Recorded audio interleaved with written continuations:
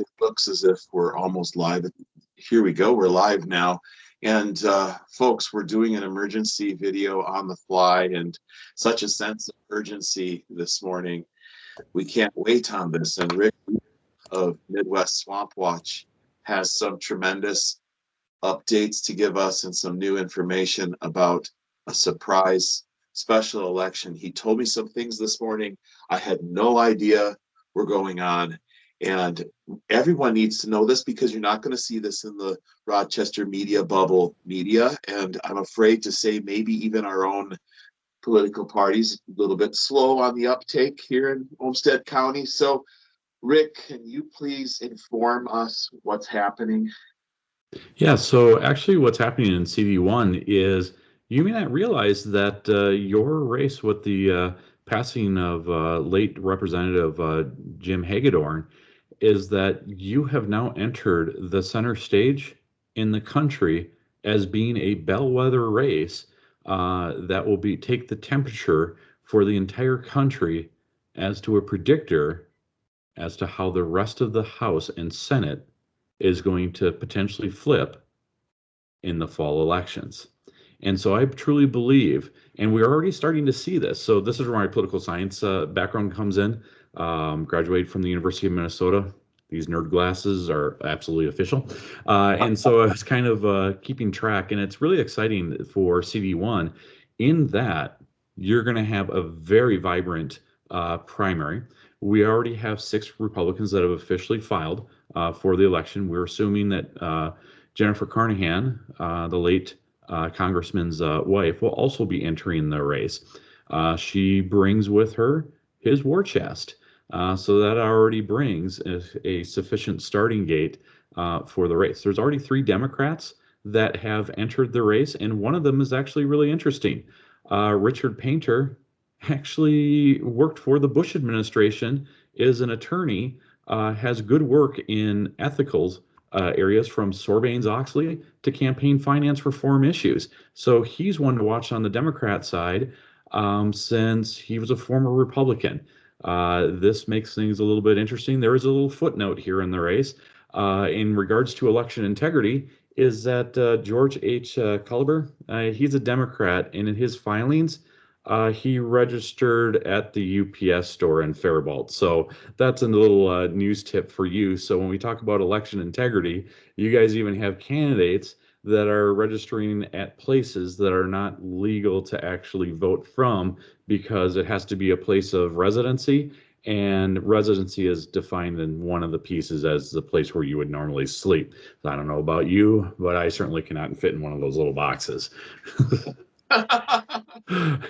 Maybe he's been fasting with Build Back Better, so he's a Democrat, can squeeze into the little box. So my expectations is that you're going to see a lot of money coming in the primary races for both parties. I think this is going to be one of the more expensive primary races out there for both parties. We have a Representative Munson, who is very intelligent, very smart. You have Jennifer Carnahan, who is also very smart, intelligent, knows state politics, knows a lot of the big donors.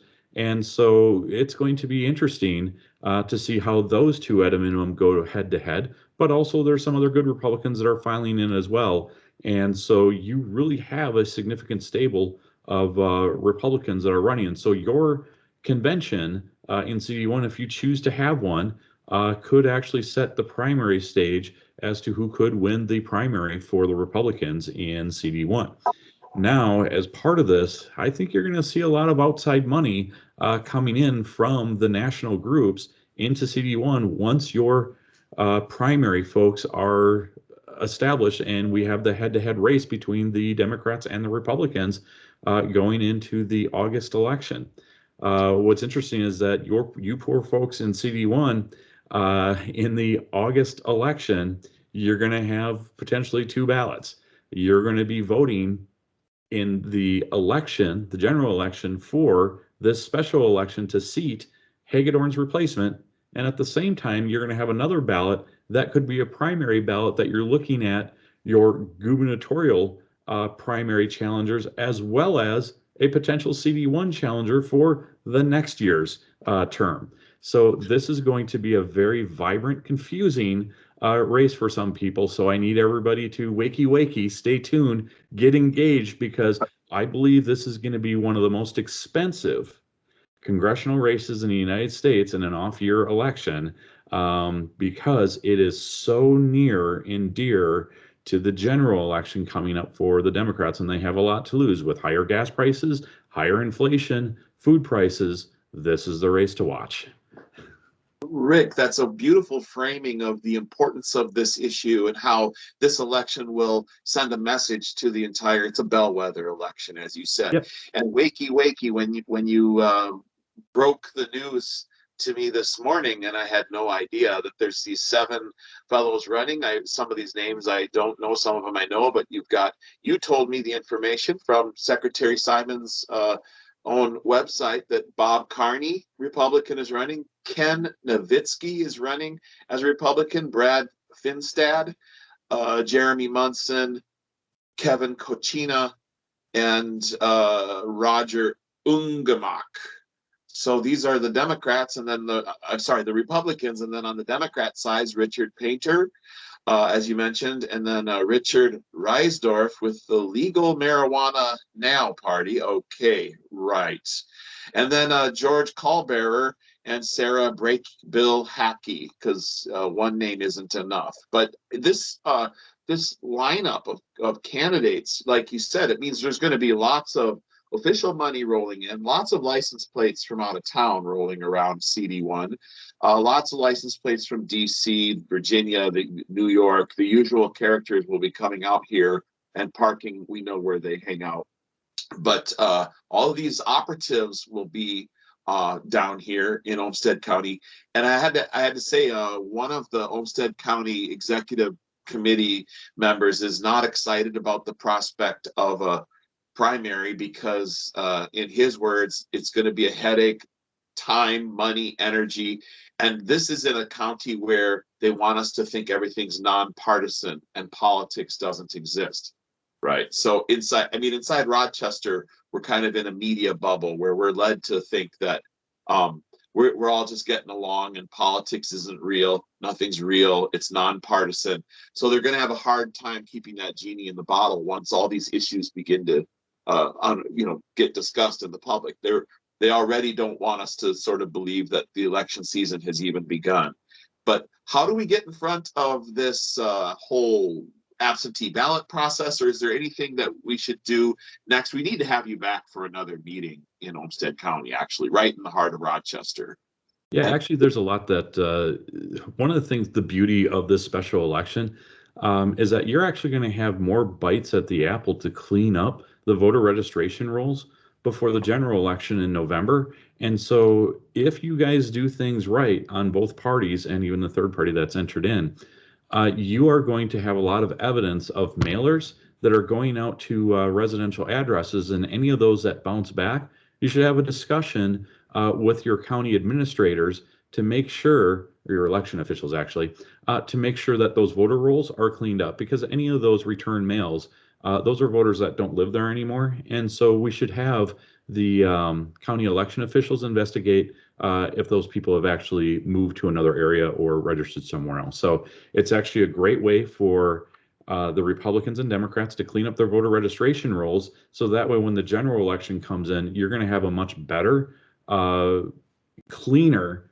voter roll that you will actually be able to get your message out to the people who should be voting for your candidates and understanding your message. So this is actually a great primer for the governor's race in Minnesota that's coming up, that CD1 through this entire exercise will more than likely have a much better, cleaner voter roll, because you're going to, in essence, have 3 bites at the apple before the general election.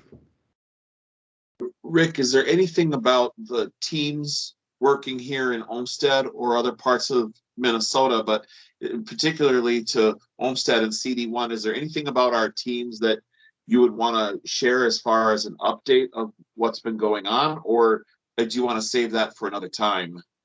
We are looking at, so Midwest Swamp Watch, we are looking at some of the elections in 2021. We are seeing some discrepancies across the state in regards to the municipal elections, city elections, some of the levies out there, as well as the school board elections. And we are using that as lessons that we want to have a good conversation with counties to improve the data openness so that candidates as well as evaluators like us are able to see in more closer to real time what's happening with the data and to be able to validate the voters to make sure that there's not duplicate voters, people voting out of PO boxes, students who are voting in the wrong place, because under our residency rules, the students who are living in dorms, that's not really considered a place of residence, and they're actually supposed to get an absentee ballot as to where they originally live, which would be with their parents'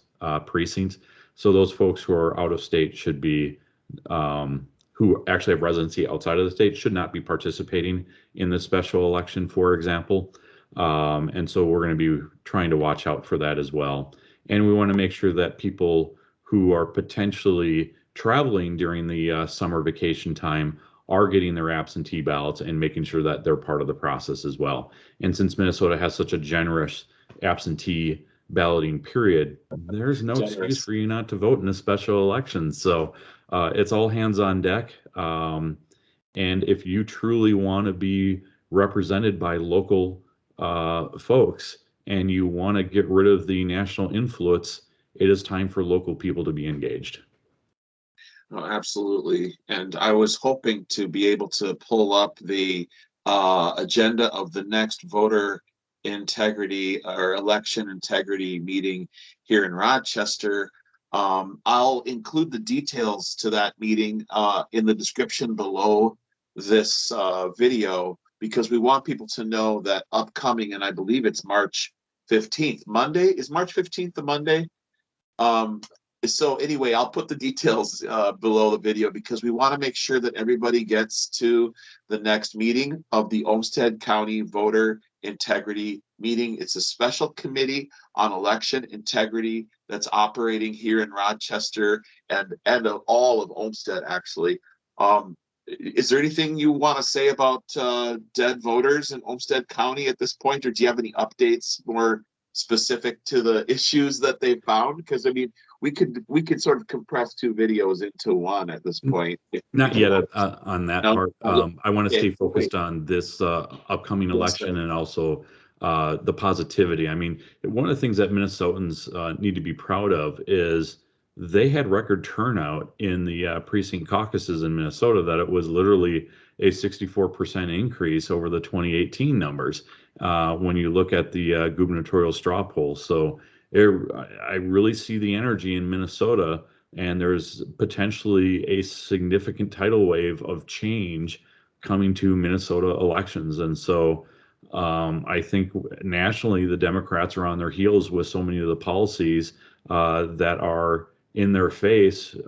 So they're not getting, the headwinds are strong against the Democrats and the tailwinds are strong for the Republicans. And I think there's really a great awakening, and it would be incumbent upon all the candidates to seize that opportunity, educate the voters, and get them to turn out.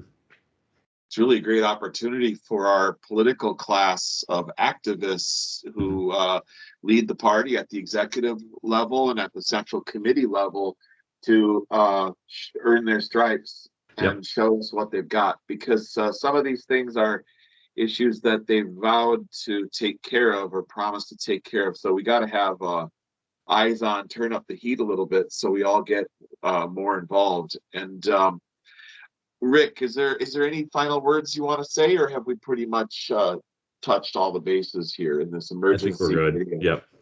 So, yeah. Thank you, Wes. For this information this morning, you really started my day in a wakey kind of way. So Dawn, right. Yeah, we have a lot of work ahead of us, Rick, and this is a great opportunity. And with great opportunities comes a lot of responsibility. So let's hope we rise to the occasion. Right. This is a great opportunity. Don't lose it, Minnesota. Thanks again, Rick. And we'll see you next time, okay? Yep. Thank you.